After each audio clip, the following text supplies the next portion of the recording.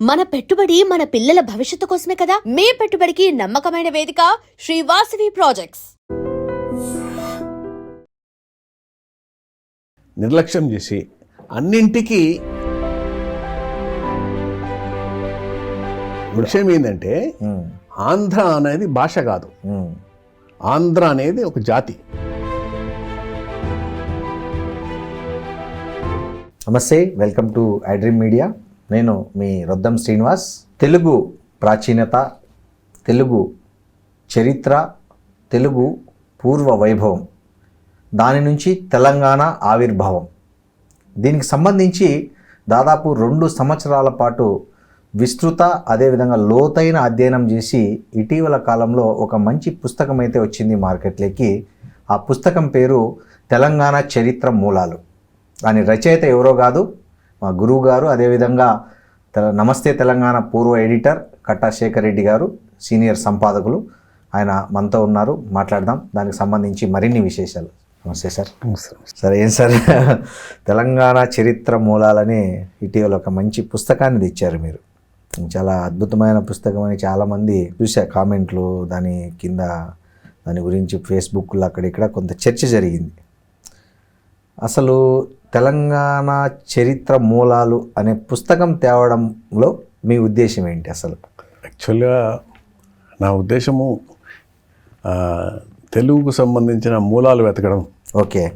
దానికి తెలంగాణ చరిత్ర మూలాలని, తెలంగాణ రాష్ట్రం ఏర్పడ్డది, తర్వాత ఈ ప్రాంత అస్తిత్వానికి సంబంధించిన అన్వేషణ అదంతా చేయాలన్న ఆలోచనలో భాగంగా వెతుకులాట మొదలు పెడితే తెలంగాణ చరిత్రే కాదు, తెలుగు చరిత్ర కూడా చాలా వెతకాల్సింది ఉంది, చాలా తెలుసుకోవాల్సింది ఉంది అని అర్థమైంది. ఓకే. అందులో భాగంగా శోధిస్తూ వెళ్ళినప్పుడు అనేక విషయాలు, అంటే తెలుగుకు సంబంధించి మరుగున పడిపోయిన అనేక ఆధారాలు, సాక్ష్యాలు, మూలాలు ఒక్కొక్కటి బయటపడుతూ వచ్చినాయి. ఎందుకు అసలు ఇట్లా జరిగింది అనేది నాకు ఒక ప్రధానమైన ప్రశ్నగా ముందుకు వచ్చింది. 2009లో తెలుగుకు ప్రాచీన హోదా ఇచ్చినప్పుడు తమిళనాడు వ్యతిరేకించింది. తమిళనాడు వ్యతిరేకించలేదు. చెన్నై కోర్టులో ఒకతను ఒక పిటిషన్ వేసినాడు, తెలుగుకు ప్రాచీన హోదా ఎట్లా ఇస్తారు, తమిళం అంత ప్రాచీనం కాదు అది, దానికి 1000 ఏళ్ల చరిత్రే ఉంది అని తెచ్చినాడు. అప్పుడు ఇంకా మరింత పట్టుదలతోటి నిజంగా ఇట్లా ఉందా, అసలు ఏంది, ఎందుకు జరిగింది ఇట్లా, ఈ వాదన ఎందుకు వస్తుంది అని శోధించడం మొదలు పెడితే చాలా ఆసక్తికరమైన అంశాలు దొరికాయి. వాటన్నింటినీ ఇక అక్కడి నుంచి సేకరించే ప్రయత్నం మొదలుపెట్టాను. 1000 ఏండ్ల ముందు, అంటే నన్నయ్యకు ముందు తెలుగు అనేది ఉందా లేదా, నన్నయ్యతోటే తెలుగు మొదలైందా. చాలామంది ఏంది, మనకు భాషా చరిత్ర రాసిన వాళ్ళంతా కూడా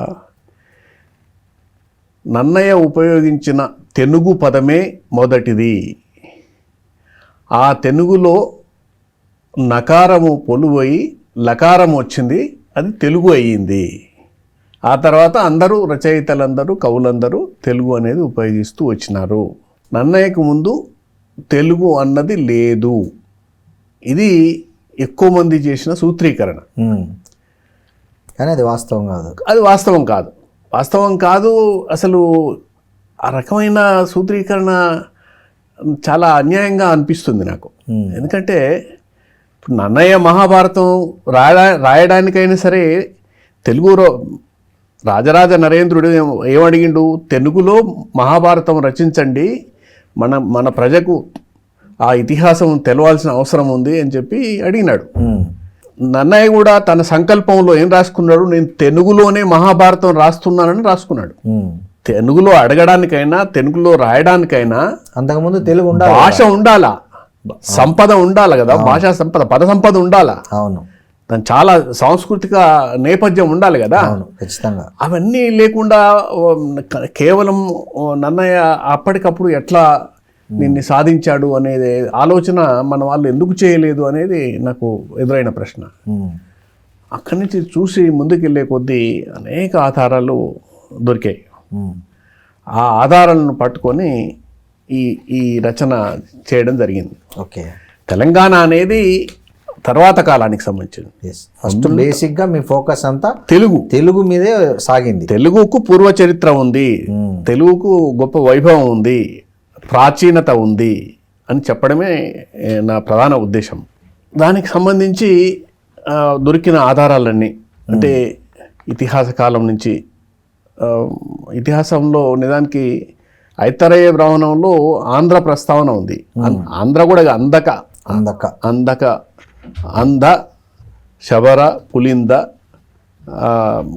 జాతులు ఒక 4-5 జాతుల గురించిన ప్రస్తావన ఐతరేయ బ్రాహ్మణంలో ఉంది. వాళ్ళందరినీ విశ్వామిత్రుడు శపించి నువ్వు ఆర్యావర్తం వదిలి వెళ్ళిపోమంటే వాళ్ళందరూ ఇటు వచ్చినారని, ఇక్కడ స్థిరపడ్డారని, ఇక్కడ ఉండే తెలుగు జాతితోటి వాళ్ళు మమేకమయ్యి విడిపోయి కలిసిపోయి ఇక్కడే నిలబడిపోయారని, ఇక్కడి భాషను స్వీకరించారని ఆంధ్ర ప్రాంతపు చరిత్రకారులు చాలామంది రాసినారు. బ్రాహ్మణానికి ఉన్న ప్రాచీనత తెలుగు పదానికి ఎక్కడ వచ్చింది లేదు కదా అనేది చాలామంది ఆంధ్ర చరిత్రకారుల వాదన.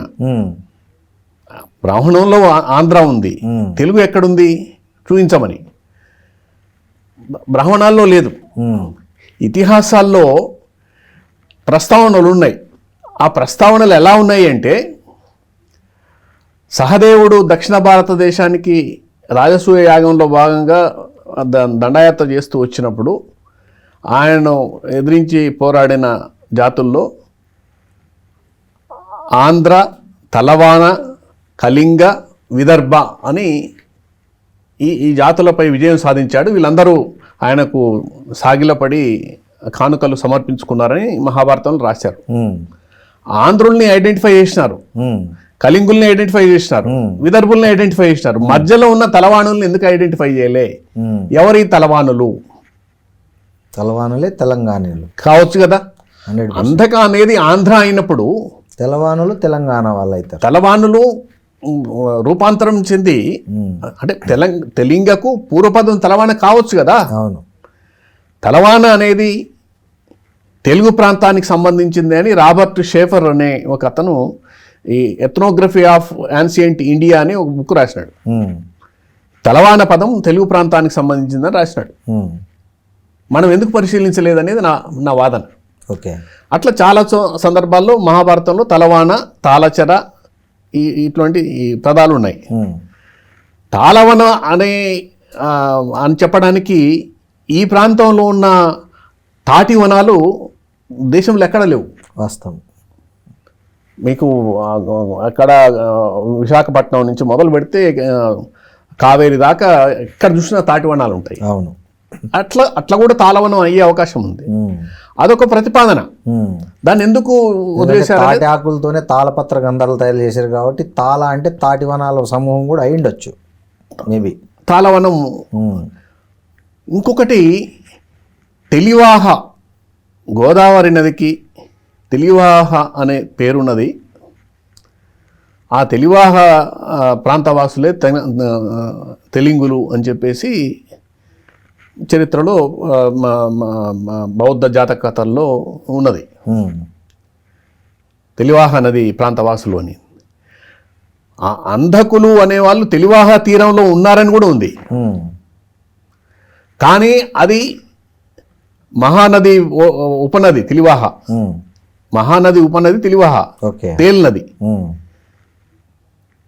అందుకని కన్ఫ్యూజన్ ఉండి ఆంధ్రులు అక్కడ దాకా పోయే అవకాశం లేదు. కేవలం ఈ గోదావరి నది గురించే వాళ్ళు అట్లా ప్రస్తావించి ఉంటారు. తెలివాహులే తలవానులు, తెలింగులు అయ్యే అవకాశం ఉంది అని చెప్పేసి చరిత్రకారులు చాలామంది రాసినారు. తర్వాత సంగనవట్ల నర్సయ్య అనే ఒక చరిత్రకారుడు కూడా ఒక పత్రాన్ని సమర్పించినారు. ఇది కాకుండా కృష్ణానదికి కూడా తెలివాహ నది పేరు ఉన్నది. ఎట్లా? ఈ శరినివజ్జ జాతకలో ఆ నువ్వుల నూనె లాగా ప్రవహించే నది కృష్ణవెన్న అని ప్రస్తావన ఉంది దాంట్లో. ఉమ్. అది కూడా కావచ్చునని. ఉమ్. తెలివాహ నది, తెలివాహ నదికి ఇరువైపులా ఉన్న జాతి తెలుగు జాతి. ఇట్లా ఇన్ని రకాల ప్రపోజిషన్స్ ఉండగా ఇవన్నీ క్రీస్తు పూర్వం ప్రస్తావనలు. ఉమ్. ఆ తర్వాత మెగస్తనీసు, ఉమ్. మెగస్తనీసు ఇండికా అని ఒక పుస్తకం. జాగ్రఫీ, అవును. ప్రపంచ జాగ్రఫీ గురించి రాసిన ఒక గ్రంథం. ఉమ్. దాంట్లో మొదగలింగ అని ఒక ప్రాంతాన్ని ప్రస్తావించారు. ఉమ్. అంధారే అనే ఒక ప్రస్తావన చేసినాడు. ఓకే. అందరే అనే ప్రస్తావన ఆంధ్రాను యాక్సెప్ట్ చేసినారు. అవును. మొదగలింగను నిరాకరించారు. త్రిలింగ అంటే తెలంగాణ 3 లింగాలు ఉన్న ప్రాంతం అని. త్రిలింగం. అదే, అవును. త్రిలింగ దేశం. ఈ మొదగలింగ అనేది ఈ తెలంగాణకు, త్రిలింగ దేశానికి సంబంధించినదే, తెలంగాణకు సంబంధించినదే అని ఆ మెగస్తనీసును అధ్యయనం చేసి వ్యాఖ్యానించిన ఎల్డర్ ప్లీనీ చెప్పినాడు. ఉహుం. కానీ దాన్ని కూడా మన వాళ్ళు అంగీకరించలే. ఓకే. కావాలని విస్మరించారేమో మేబీ. ఆరోపణలు చేయడం అనేది నా ఉద్దేశమే కాదు.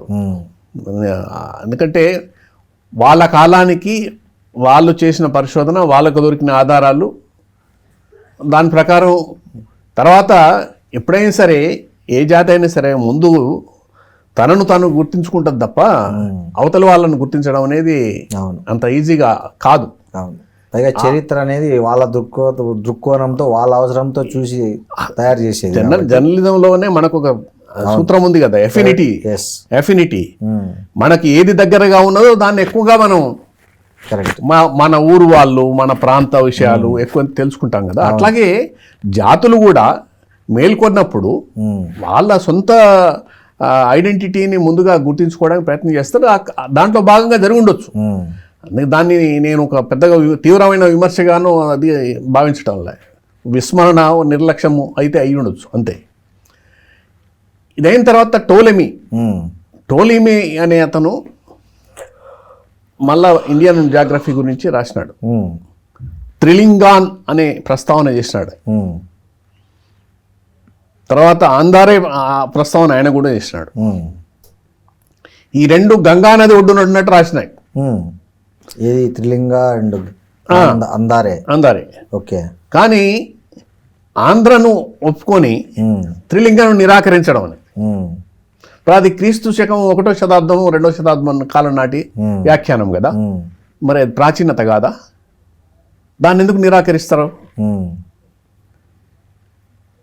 ఇవి కాకుండా తెలుగు భాష ఉందని చెప్పడానికి ఆధారం ఏంటంటే హాలుడు రాసిన గాథా సప్తశతి క్రీస్తు శకం 1, 2 ఆ ప్రాంతానికి సంబంధించిన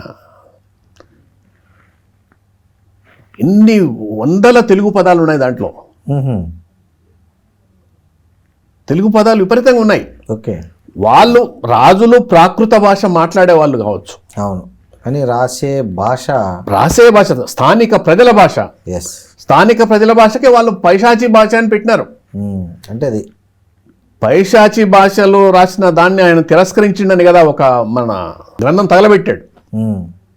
తగలబెడితే మళ్ళీ అది రియలైజ్ అయ్యి లేదు ఆపండి అని తీసుకొచ్చి తెలుగు భాష పద సంపద అనేది హాలుడి కాలంలో ఉంది. ఆ తర్వాత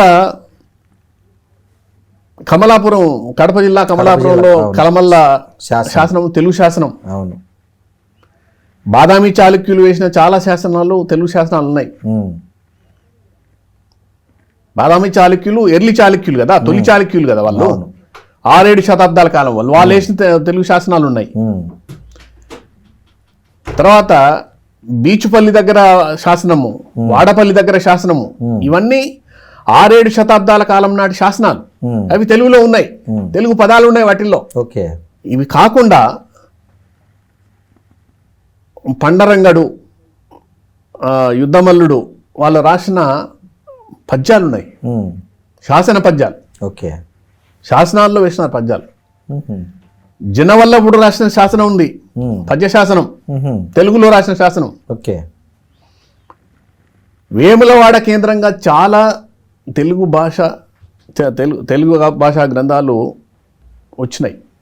కవిజానాశ్రయం అనే ఒక గ్రంథాన్ని మల్లియరేచన అనే రచయిత 940 నాటు కాలం నాడే 940 క్రీస్తు శకం 940 నాడు రాశాడు.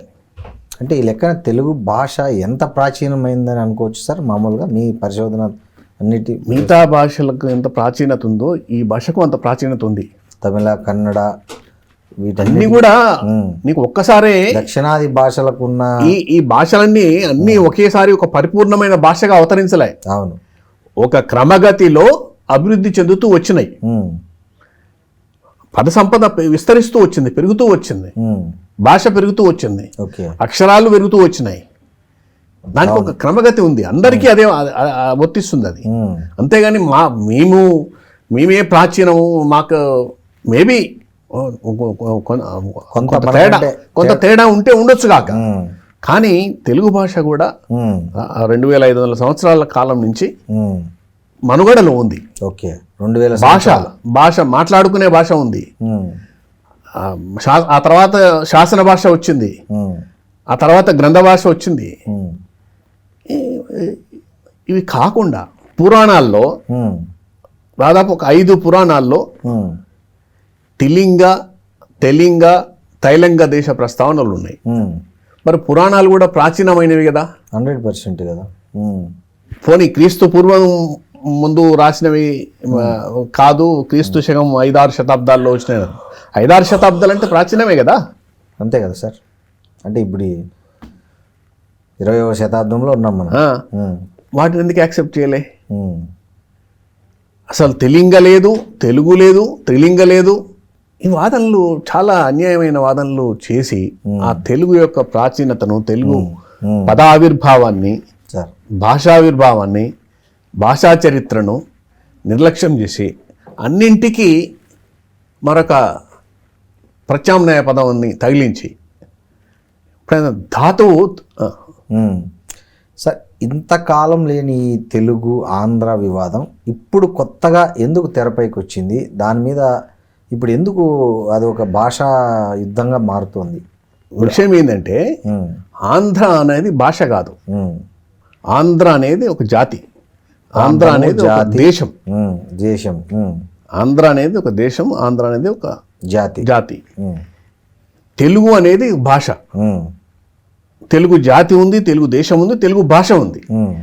ఆంధ్ర జాతి ప్రజలు, ఆంధ్ర దేశం ప్రజలు తెలుగు భాషను కూడా స్వీకరించినారు.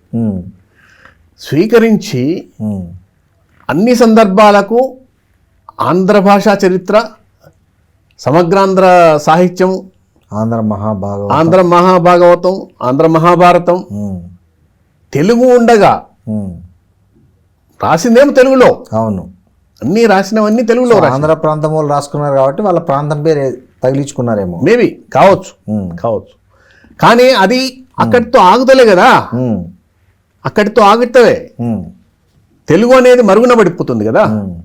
తెలుగు అనేది విస్మరణకు, నిర్లక్ష్యానికి గురవుతున్నది కదా. మనకు కాదు, మన ఎవరో ఒక జపనీస్ ప్రొఫెసరు ఒక పత్రంలో సమర్పించిన పత్రంలో చెప్పాడు, ఈ సెంచరీలో జరిగిన ఒక విపరీతం ఏంటంటే ప్రతి సందర్భానికి ఆంధ్రాన్ని తగిలించడము ఒక విపరీతంగా జరిగింది అని. ఓకే, దాన్ని ఎంతవరకు యాక్సెప్ట్ చేస్తుంది? ఇప్పుడు తెలంగాణ కూడా సాయుధ పోరాట కాలంలో సాయుధ పోరాట నాయకులంతా పెట్టుకున్న పేరేంది? ఆంధ్ర మహాసభ అని పెట్టుకున్నారు. ఎందుకు పెట్టుకున్నారు? ఆ రోజుకు ఆంధ్రోద్యమమే ఒక బ్రహ్మాండమైన స్ఫూర్తిగా ఉంది. తమిళనాడు నుంచి స్వరాష్ట్రం కోసం ఆంధ్ర ప్రజలు పోరాడుతున్నారు. దానికోసం ఒక ఆంధ్ర మహాసభ 1920s ఆంధ్ర మహాసభను ప్రారంభించారు. ఉద్యమాలు చేస్తున్నారు, చరిత్ర రాసుకుంటున్నారు, పాటలు రాసుకుంటున్నారు. ఒక స్ఫూర్తిగా తీసుకున్నారు. ఆ స్ఫూర్తి ఉండింది. అంటే తెలంగాణ పోరాటానికి ఆంధ్ర పోరాటం స్ఫూర్తిగా నిలిచింది అప్పట్లో, అందుకని ఆంధ్ర పెట్టుకున్నారు. అవును, ఓకే. అంటే ఆంధ్ర పదంతో విభేదం లేదు. ఎస్, అనే చెప్పడానికి ఇది విభేదం ఎప్పుడు వస్తుంది అంటే ఏదైనా సరే ఆధిపత్యంగా మారినప్పుడు. ఎస్, అవును. తమిళనాడుతో కలిసి పనిచేసిన ఉన్నాం కదా, ఎంతకాలం ఉన్నాం? చాలా కాలం. మద్రాసు రాష్ట్రంలో ఎంతో కాలం ఉన్నాం. అవును. కానీ ఎప్పుడు పంచాయతీ వచ్చింది? మన ఉద్యోగాలు పోతున్నాయి, మన మీద వాళ్ళు పెత్తనం చేస్తున్నారు, మన మాట చెల్లుబాటు కావట్లేదు, మన భాష, మన ఉద్యోగాలు పోతున్నాయి, ఈ మన కల్చరు ఇవంతా కూడా మరుగున పడిపోతున్నదని ఎప్పుడైతే ఆంధ్ర ప్రాంత ప్రజానీకం ఫీల్ అయినారో వాళ్ళు ఇడ్లీ సాంబార్ గోబ్యాక్ అన్నారు, అరవ గోబ్యాక్ అన్నారు, ఉద్యమం చేసినారు, సాధించుకున్నారు. ఓకే. ఆ తమిళ ఆధిపత్యం అనేది ఒక ఎస్టాబ్లిష్మెంట్గా మారిన నేపథ్యంలో దానికి వ్యతిరేకంగా వీళ్ళు కొట్లాడి బయటకు వచ్చినారు. ఇక్కడికి వచ్చిన తర్వాత ఆంధ్ర అంతా అందరం ఆంధ్రులమే అనుకున్నారు. అవును. జనం కూడా పెద్ద రెసిస్ట్ చేయలే. అంటే తెలంగాణ ప్రజానీకంలో ఉంది ఆంధ్ర ప్రాంతంలో కలవద్దు, విడిగా ఉండాలి, మనం వెనకబడి ఉన్నాము అనేది ఉంది తప్ప ఆంధ్ర పదం మీద వ్యతిరేకతను ఇంకోటో కాదు. అవును, కరెక్ట్.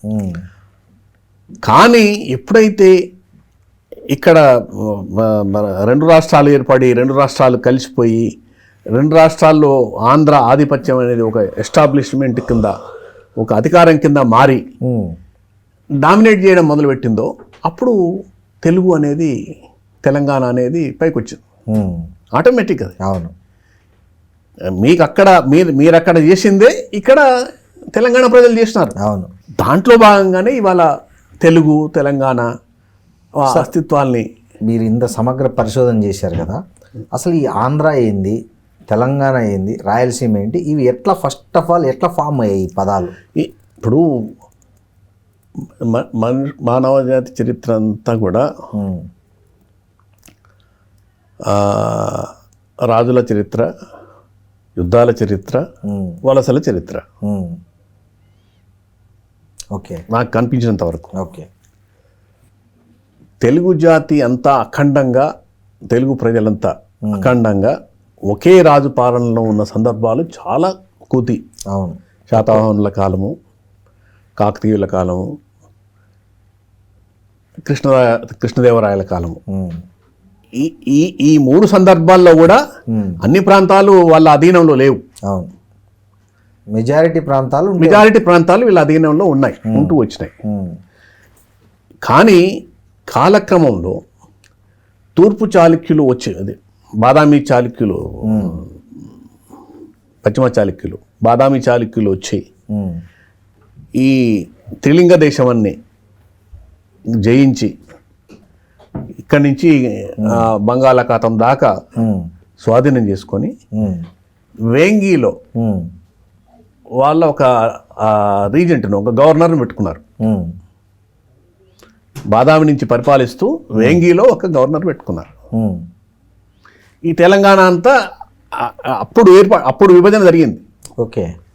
ఈ ప్రాంతం అంతానేమో వేరే రాజుల కింద ఉంది. ఆ వేంగి కృష్ణా గోదావరి ఆ జిల్లాలు అదంతా వేంగి దీని కింద ఉన్నాయి. సో అప్పుడు ఒక విభజన జరిగింది. శాతవాహనులు ఓడిపోగానే, శాతవాహనులు కాలం అయిపోయిన తర్వాత పల్లవులు ఆ కృష్ణానదికి కింద ఉన్న ప్రాంతం అంతా ఆక్రమించుకున్నారు. సో అట్లా ఆంధ్ర ప్రాంతం అనేది అట్లా డివైడ్ అయింది. దాంట్లో పల్లవులు స్వాధీనం చేసుకున్న ఆ ప్రాంతంలో వాళ్ళు మైదవోలులో ఒక శాసనం వేసినారు. ఏమంటే మేము గంగై చోడ మండలము, ఆంధ్రాపదము, కుంతల దేశము, ఈ మూడు ప్రాంతాలను మేము పరిపాలిస్తున్నాము అని ఆ శాసనంలో రాసుకున్నారు. ఆంధ్రాపదము ఏది అంటే ఇది. ఓకే. అక్కడ ఫస్ట్ ఇప్పటి వరకు ఉన్న ఆధారాలను రికార్డు ఉండేది ఆంధ్రాపదం. అక్కడ పల్లవుల కాలంలో వేసుకున్న శాసనం ద్వారా మనకు తెలుస్తుంది. ఓకే. ఆ తర్వాత కూడా చాలా శాసనాల్లో అయితే ఆంధ్ర అనేది అక్కడ ఒక్కదానికి పరిమితం కాలే. కొంతకాలము గోదావరి నుంచి శ్రీకాకుళం దాకా, కటకం దాకా ఆంధ్ర ప్రాంతంగా చలామణయింది. కొంతకాలము మొత్తం ఇక్కడి నుంచి అక్కడ దాకా ఆంధ్ర ప్రాంతంగా నడిచింది. మధ్యాహ్నం వేంగి దేశమే ఉంది. ఓకే. మీకు సముద్రగుప్తుడు జైత్రయాత్ర సాగించి విజయాలు సాధించిన దేశాల జాబితా మొత్తం దేశం జాబితాలో ఇస్తున్నాడు. దాంట్లో ఆంధ్ర లేదు, తెలంగాణ లేదు, వేంగి దేశమే ఉంటుంది. ఓకే, అంటే అప్పుడు ఇదంతా వేంగి దేశం కింద ఉందా? పర్టికులర్గా ఆయన కోస్తా ప్రాంతం మాత్రమే కొట్టుకుంటూ పోయినాడు. ఓకే, ఇక్కడ రాలే. ఇక్కడ రాలే. ఓకే, అందుకని ఏ త్రిలింగ దేశం అంటేనేమో ఒక విశాలమైన వర్ణన ఉంది దీనికి. ఏది 3 ఆరామాల మధ్యన ద్రాక్షారామము, కాళేశ్వరము, శ్రీశైలం మధ్యన ఉన్న ప్రాంతాన్ని త్రిలింగ దేశం అన్నారు. తొలినాటి త్రిలింగ దేశ వర్ణన ఇది. అది అలాగే లేదు, ఇప్పుడు విస్తరిస్తూ పోయింది. అవును. ఆ తర్వాత హద్దులు మారిపోయినాయి. మీకు యుద్ధం జరిగినప్పుడల్లా ఈ జనం ఇటు అటు పోవడము, ఆక్రమణలు జరగడము, విస్తరించుకుంటూ పోవడము జరుగుతూ వచ్చింది. కర్ణాటకలోని కళ్యాణ నుంచి పరిపాలించిన చాళుక్య చక్రవర్తి తైలపుడు, 2వ తైలపుడు త్రిలింగ దేశాధిపతిని అని రాసుకున్నాడు, క్లెయిమ్ చేసుకున్నాడు 997లో. ఓకే, దానికి సంబంధించి ఒక 6-7 ఆధారాలు మన దీంట్లో ఉన్నాయి. ఓకే, ఈ పుస్తకంలో ఆధారాలు కూడా పెట్టారా సార్? శాసనాలన్నీ పెట్టినారు. అయితే మీ పరిశోధనలో వచ్చిన ఆధారాలన్నీ నాకు దొరికిన ఆధారాలన్నీ పెట్టాను. ఓకే, ఇంకా సేకరిస్తూనే ఉన్నాను. ఓకే, చెప్తున్నా కదా. అవును, నేను again being a journalist I say that this is a draft history, not a final history. Final కాదు, పర్ఫెక్ట్ కాదు. హిస్టరీ ఎప్పుడు పర్ఫెక్ట్ కాదు, ఎవరు చేసినా పర్ఫెక్ట్ కాదు. Always there will be A place to find. అందుకని ఇంకా చాలా తవ్వాల్సింది ఉంది, చాలా సెట్ చేయాల్సింది ఉంది. అవును. ఈ రాయలసీమ సార్ మధ్యలో ఇప్పుడు ఆంధ్ర, రాయలసీమ, తెలంగాణ చెప్పారు. ఆ డివిజను ఎప్పుడంటే ఎప్పుడైతే ఈయన నిజాము బ్రిటిష్ వాళ్ళతో కొట్లాడలేక బ్రిటిష్ వాళ్ళతోటి సంధి చేసుకొని వాళ్ళ సైన్య సహకార పద్ధతి తీసుకొని యువతల మరాఠాలతోటి, విజయనగర రాజులతోటి, వీళ్ళతోటి ఘర్షణల సందర్భంగా రక్షణ చేసుకోవడం కోసం ఒక్కొక్క ప్రాంతాన్ని బ్రిటిష్ వాళ్ళకి ఇచ్చుకుంటూ పోయినాడు. సైన్య సహకార పద్ధతి అంటే ఏంది?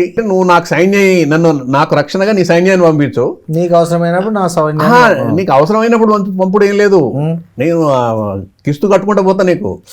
ఓహో, ఓకే. కిస్తు కట్టలేనప్పుడు ఏం చేస్తా, ఒక జిల్లా ఇస్తా. అదేలే, ముందు సర్కార్ జిల్లాలు ఇచ్చేసినాడు, తర్వాత సీడెడ్ ఈ జిల్లాలు ఇచ్చేసినాడు.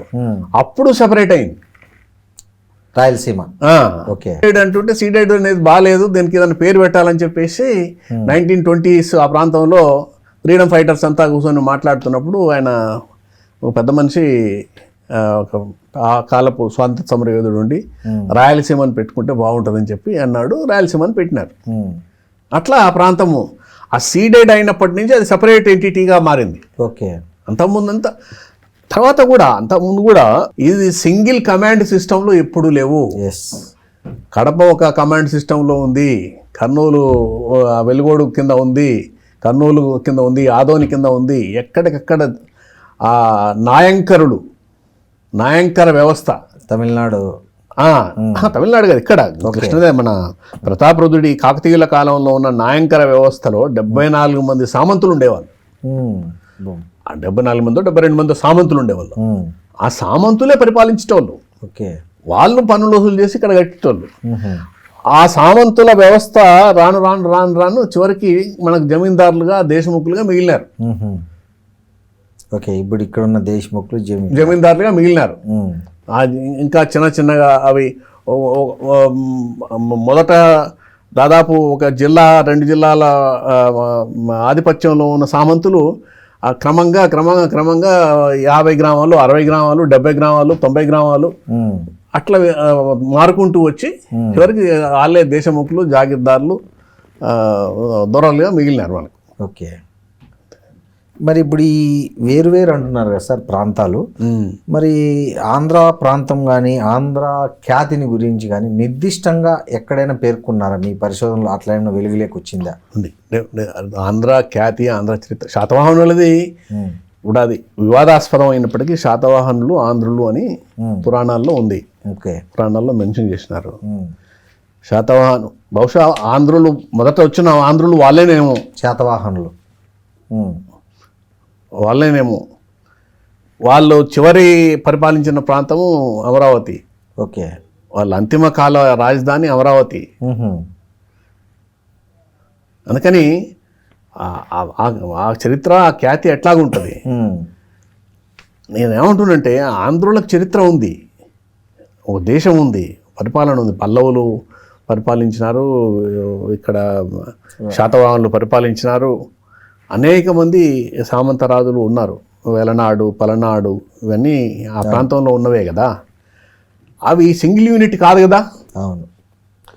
మరి ఇప్పుడు ఈ ప్రాంతీయ విభజనలు ఎప్పటి నుంచి జరిగాయని అనుకోవచ్చు సార్ జనరల్గా? ఇప్పుడు మీరు చెప్పే ఈ చరిత్రనంతా గమనిస్తే బిట్లుగా పాలన సాగించుకుంటూ వచ్చారు. మరి ఇది నిర్దిష్టంగా ఇది ఈ ప్రాంతం అంతా ఆంధ్ర, ఈ ప్రాంతం తెలంగాణ, ఈ ప్రాంతం అంతా రాయలసీమ, ఇదంతా కళింగ, ఉత్తరాంధ్ర అని. మొదట సుల్తానుల పరిపాలన. ఓకే. 1323లో కాకతీయ సామ్రాజ్యం అంతరించిన తర్వాత సుల్తానులు వచ్చి ప్రాంతాన్ని కబ్జా పెట్టినారు. మళ్ళీ వాళ్ళని తరిమి మళ్ళీ సామంత రాజ్యాలు ఏర్పడ్డాయి.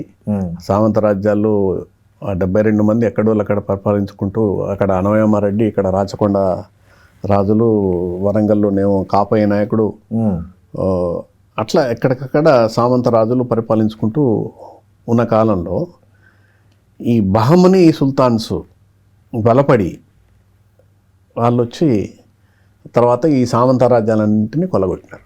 ఓకే. సో అప్పుడు క్లియర్గా డివిజన్ అనేది మొదలైంది. కొల్లగొట్టి అంత వెంటనే కాలే. ఓకే. బహమనీ సుల్తాన్స్ చేసినారు. వాళ్ళ తర్వాత మొఘలాయులు తరపున, షాజహాను వాళ్ళ తరపున వచ్చి వాళ్ళు ఈ ప్రాంతంలో ఈ ప్రాంతం అంతా ఆక్యుపై చేసినారు. ఎప్పుడైతే బహమనీ సుల్తాన్స్ పతనం అయినారో ఈ ప్రాంతం అంతా వాళ్ళు ఆక్రమించినారు. ఓకే. ఆక్రమించి ఈ ఒక్కొక్క ప్రాంతాన్ని సెపరేట్గా మీ ఈ ప్రాంతం అంతా తీసుకోండి అని చెప్పేసి బ్రిటిష్ వాళ్ళకి అప్పచెప్పినప్పుడు అది సెపరేట్ అయింది. ఓకే. దాదాపు 200 సంవత్సరాల పాటు అటు బ్రిటిష్ దీని కింద ఉండింది. 1800లో కోస్తా జిల్లాలన్నింటినీ మద్రాసు బ్రిటిష్ దీనికి అప్పచెప్పినారు. ఓకే. 100 సంవత్సరాల చరిత్ర మామూలు చరిత్ర కాదుగా. 150 సంవత్సరాల చరిత్ర. 150 సంవత్సరాలు ఆ ప్రాంతం అంతా దాని కింద ఉంది. ఆ తర్వాత కొంతకాలానికి రాయలసీమను కూడా ఇచ్చినారు. ఇట్లా ఏర్పడ్డ యూనిట్స్ ఇవి. ఓకే. దానికి సెపరేట్ ఐడెంటిటీ. 150 సంవత్సరాలకు ఒక ఐడెంటిటీ వస్తుంది కదా. ఒక తరానికి 2 తరాలకి ఐడెంటిటీ వస్తున్నప్పుడు 10 తరాలు వస్తే ఐడెంటిటీ రాకుండా ఎట్టుంటుంది? దానికి ఒక సెపరేట్ ఐడెంటిటీ వచ్చింది. ఓకే. అదే కాలంలో తెలంగాణ అంతా నిజాం కింద ఉండిపోవడం వల్ల దీనికి ఒక సెపరేట్ ఐడెంటిటీ ఏర్పడింది. వెనుకబాటుతనం వల్ల కావచ్చు, కల్చరల్ అణచివేత వల్ల కావచ్చు, లేకపోతే తెలుగు ఎడ్యుకేషన్ లేకపోవడం వల్ల కావచ్చు, రాచరికపు నీడలో ఉండడం వల్ల కావచ్చు, దీనికి ఒక సెపరేట్ ఐడెంటిటీ వచ్చింది. దీనికి ఒక సెపరేటు అస్తిత్వ పోరాటము ఏర్పడింది. అట్లా ఈ ప్రాంతాలు అనేవి విభజన జరిగింది. ముందు ఉన్న ప్రాంతాలు చెప్తుంటేనే ఉత్తరాంధ్ర, వేగి, పలనాడు, వెలనాడు, తర్వాత సబ్బినాడు, కందూరు నాడు, ఏరువనాడు, ఇంకా అదేంటి సరసినాడు, ఇట్లా ఎన్ని ఉన్నాయి. అంటే చిన్నవే యూనిట్లు అవి. అవును. సో అట్లా మీరు మీ పుస్తకంలో చెప్పినట్టు ఆంధ్ర ప్రాంతం కూడా ఒకప్పుడు కంచికిచెర్ల నుంచి గుంటూరు మధ్య ఎక్కడో ఆ ప్రాంతాన్ని మాత్రమే ఒక యూనిట్గా ఆంధ్రాని పిలిచేవారు, అట్లా లేదా? ఆంధ్ర ఒక సపరేట్ రాజ్యంగా ఉండింది. ఓకే. గుంటూరు చెప్తుంటే ధాన్యకటకం నుంచి కంచి దాకా. ఓకే. కంచి దాకా కొంతకాలం. ఓకే. ధాన్యకటకం నుంచి తంజావూరు దాకా కొంతకాలం, మధురై దాకా కూడా పరిపాలించినారు మనోళ్ళు. ఓకే. కృష్ణదేవరాయలు, విశ్వనాథ నాయకుడి కథ తెలుసు కదా. అవును. అట్లా ఒక్కొక్క సందర్భంలో ఒక్కొక్కరు ఎవరికి గెలిచినప్పుడు రాజ్యాన్ని విస్తరించుకుంటూ పోవడం, తెలుగులో తీసుకుని పోవడమే కదా. ఇక్కడ నుంచి అయ్యవార్లు మన ఇప్పుడు త్యాగరాజు తంజావూరు దగ్గర త్యాగరాజు ఇక్కడి నుంచి పోయిన ఆయనే, అవును, ఈ ప్రాంతం నుంచి పోయిన ఆయనే. అందుకని అట్లా ఒక కాలక్రమంలో జరిగిన పరిణామాలు ఇవన్నీ. ఓకే సార్, ఈ పుస్తకం వచ్చి మార్కెట్లోకి వచ్చి చాలా కొద్ది రోజులు అవుతుంది, కానీ బట్ సాహిత్య వర్గాల్లో దీని మీద కొంచెం విస్తృత చర్చ జరుగుతోందని సోషల్ మీడియా ద్వారా తెలుస్తుంది. అంటే మీ దృష్టికి వచ్చిన ప్రధాన విమర్శలు ఏమున్నాయి ఈ పుస్తకానికి సంబంధించి? జనరల్గా తెలంగాణ ఆంధ్ర పంచాయతీ ఒకటి ఉంది కాబట్టి ఇప్పుడు ఇది ఎందుకు మళ్ళీ విభజన అయిపోయింది కదా, ప్రత్యేక రాష్ట్రం వచ్చేసింది, విభజన మళ్ళీ భాష పేరుతో విభజన ఈ విచ్ఛిన్నవాదం ఇదంతా అని అంటే పుస్తకం చూడకుండా మాట్లాడే వాళ్ళు ఎక్కువ మంది. అవును, సోషల్ మీడియాలో ఏముంటుంది, వాళ్ళు అంత పుస్తకం చదివి విమర్శ చేయరు. అవును, జనరల్గా వేగ్గా ఆన్ ది తర్వాత మన వాళ్ళు పెట్టే థంబ్నెయిల్స్ మీద బట్టి కూడా ఉంటుంది. అవునవును, థంబ్నెయిల్స్ కరెక్ట్ స్వీపింగ్గా పెడితే న్యాచురల్గా ఒక నెగిటివ్ అది వస్తుంది. అవును, దానికి నేను అదేదో విభేదం సృష్టించడం, విభేదాన్ని ఎస్టాబ్లిష్ చేయడం అనే దీంతో నేను చేయలే. నా ఉద్దేశం అయితే తెలుగును ఘనంగా, తెలుగు ప్రాచీనతను ఘనంగా, తెలుగు పూర్వ చరిత్రను ఘనంగా, దాని నుంచి తెలంగాణ ఎట్లా ఆవిర్భవించిందని చెప్పడమే నా ఉద్దేశం యొక్క ఉద్దేశం. అంతే. ఓకే సార్, ఈ పుస్తకం ఇప్పుడు ప్రస్తుతం ఎక్కడెక్కడ దొరుకుతుంది, ఎవరెవరు తీసుకోవడాలంటే ఏమన్నా దీన్ని ఎవరిని సంప్రదించాలి? పుస్తకాల షాపుల్లో దొరుకుతుందా? ముఖ్యంగా ఈ పుస్తకం ఎవరికి ఉపయోగపడుతుంది సార్? అంటే చరిత్రకు సంబంధించిన ఈ పుస్తకం, భాషా చరిత్ర, పొలిటికల్ హిస్టరీ, తర్వాత లాంగ్వేజ్ హిస్టరీ, ఈ రెండు స్టడీ చేసే వాళ్ళందరికీ ఉపయోగపడుతుంది. ఓకే, ఇంకో ప్రశ్న వస్తుంది సార్ ప్రధానంగా. తెలుగు మరి తెలంగాణ భాష, ఆంధ్ర భాష తెలుగు అయినప్పుడు మరి తెలుగు తల్లి తెలంగాణ తల్లి వేరెట్లయితుంది? మరి అప్పుడు తెలుగు తల్లినే వాళ్ళు కంటిన్యూ చేయొచ్చు కదా అనేది ఒక చిన్న విమర్శగా. నిజమే, అది నిజమే. నేను కూడా దాంతో ఏకీభవిస్తాను. తెలుగును తెలుగు తల్లి తెలంగాణ తెలుగును డిజైన్ చేసుకోవడం అనేది తప్పు అని నా అభిప్రాయం. ఓకే, తెలుగు తల్లి తెలంగాణ తల్లి రెండు ఒకటే, దాంట్లో ఏమీ లేదు. కాకపోతే ఆయన అప్పుడు ఉద్యమ సందర్భంలో తెలుగు తల్లితో విభేదించి, తెలుగు తల్లి అంటే ఆంధ్ర ప్రాంతానికి మాత్రమే ప్రతీక, మనకు సొంతంగా ఉండాలి అని చెప్పి తెలంగాణ తల్లి అని పెట్టి తీసుకొచ్చినారు. కానీ తెలుగు లేకుండా తెలంగాణ లేదు. ఓకే, తెలంగ దేశం, ఓకే, తెలుగు ఆనెము, తెలుగు ఆనమే తెలంగాణం. ఓకే, అంతే తప్ప తెలుగు తల్లిని డిజైన్ చేసుకొని ఎట్లా చేస్తారు? అది కేసీఆర్ గారేమో తెలంగాణ తల్లి అని పెట్టి, రేవంత్ రెడ్డి గారేమో తెలుగు తల్లి ఫ్లైఓవర్ను తెలంగాణ తల్లి ఫ్లైఓవర్గా మార్చాడు. అది సరే పోటీ, ఇది అంతా ఒక పోటీ.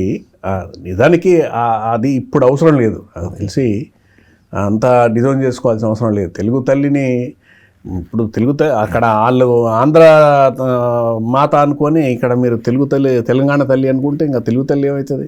అదే ఎవరికి చెందకుండా అయిపోతుంది. తెలుగును ఎవరు కూడా తెలుగును డిజైన్ చేసుకోవడం అనేది కరెక్ట్ కాదు. అవును, ఆంధ్ర కూడా ఏమంటున్నా అంటే ఆంధ్ర అనేది మన అందరి భాష, అందరి మాతృభాష, అందరం తెలుగు ప్రజలమే. మన యాసలు వేరు కావచ్చు కానీ మన భాష, మన మాతృభాష అందరిది తెలుగు, ఏ ప్రాంతం వాళ్ళదైనా తెలుగు మాట్లాడేవాళ్ళు. అంతే. సో ఇది ప్రధానంగా మనం ఈ పుస్తకం ద్వారా గ్రహించాల్సిన.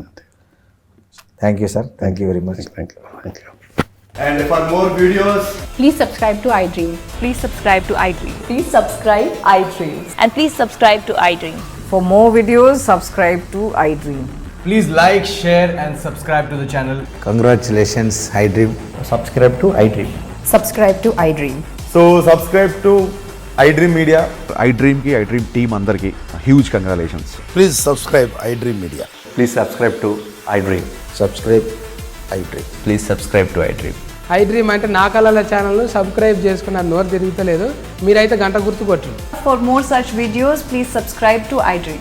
Subscribe to iDream. Please subscribe to iDream. Please subscribe iDream Media. Please do subscribe to iDream. Please subscribe to iDream Media. For best entertainment and information, please subscribe iDream. And don't forget to subscribe to iDream.